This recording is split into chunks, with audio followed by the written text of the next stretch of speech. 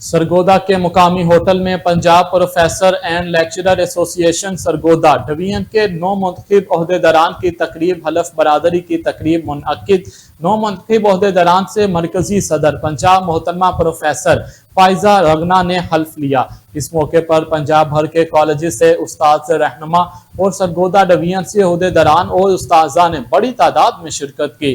ہم پنجاب بھر میں اساتذہ کے اتحاد، ان کے حقوق کے تحفظ اور مطالبات کی منظوری کے لیے ایک نئے عزم اور حوصلے کے ساتھ جدوجہد کریں گے۔ ان خیالات کا اظہار پیلا سرگودا ڈویژن کے نو منتخب عہدیداران کی تقریب حلف برادری سے خطاب کرتے ہوئے مرکزی صدر پنجاب پروفیسر محترمہ Faiza Rana, general secretary Punjab professor محبوب عارف اور ڈویژنل صدر ڈاکٹر حافظ محمد رمضان اور دیگر مقررین نے خطاب کرتے ہوئے کیا۔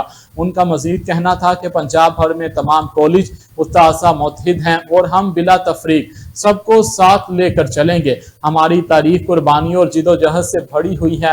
اساتذہ کے درینہ مطالبات کے ساتھ ساتھ ڈی ایجوکیشن میں ترامیم کے ہاتھ میں اور گریجویٹی پروموشن اور پینشن کے قوانین میں ترمیم، بی ایس کالج کے مسائل سمیت دیگر مطالبات کی منظوری کے لیے منظم جدوجہد کریں گے۔